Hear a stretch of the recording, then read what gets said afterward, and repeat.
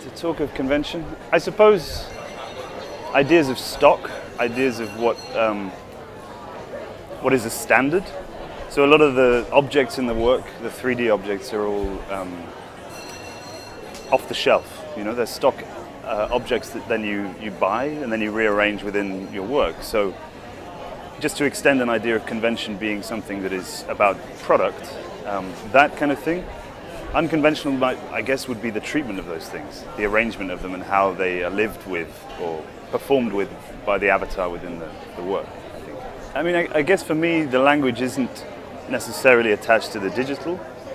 The digital would be a kind of overtly contemporary effect in a way. But the structure, the shape of the works is much more attached to language, much more attached to grammar, but also to cinema, to a kind of much more material aspect. So the way it's cut, the way it's edited is quite physical, even though the stuff itself is not. You know, the computer-generated stuff is conspicuously not there, whereas the effect, the embodying thing, if that's the wrong word, but you know what I mean, it comes from music, literature, you know, comes from rhythm in a way, you know. Involved the whole way through, yeah. I mean, I work with one guy who does computer-generated stuff that I can't do myself, but the rest of it is it's just me at a computer, just putting it together, doing the sound, the music, performing in it. Yeah, I mean, it's an accreting process. It kind of grows from, I don't know, from a piece of writing or from a single concept or in this case, a news story about a guy in a sinkhole. But yeah, it grows. That's how it takes its shape. You know. So I guess I wouldn't see that as irony. I would see that as a kind of that the work hopefully affords a kind of sensation of self in the face of it. You know, that it's not. It's much more about conjuring a feeling within the viewer than it is about lecturing about something. It's not telling you a piece of knowledge or something, or even satirizing something. I guess it's fundamentally the form, the computer-generated stuff is a kind of burlesque of reality in a way.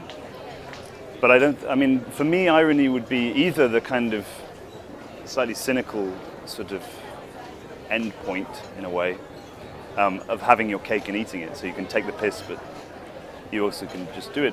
But also irony would be attached to an earlier idea of irony, romantic irony, which would be to ironize something would be to free the subject in a way. Again, which is a kind of slightly paradoxical insofar as the work being a projection. But the sound, the proximity of the figure, what they end up doing when they sing, or I always wanted it to speak to be uncomfortably close in a way, you know, that it was sort of, that it demands quite a lot of empathetic response, I suppose. So yeah, no, intimacy is totally the right feeling for me. I guess there is of interest there, something about an idea of digital things either being alienating in certain ways or creating distance, which I don't really believe, but for me there's a kind of more about the body, a mortal kind of intimate experience, a very physical thing, which actually peculiarly I've found has been easiest to speak to by using a medium that is precisely not that, you know, which is precisely not intimate in itself, you know. It's not a body, you know, I'm not holding clay, I'm not painting a thing, you know.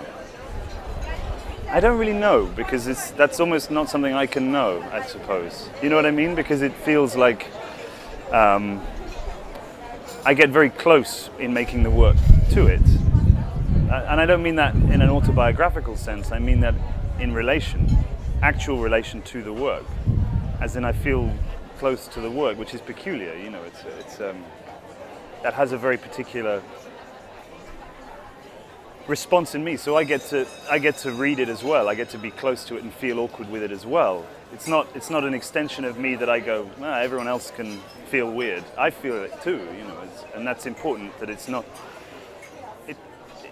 that kind of authorship, I suppose.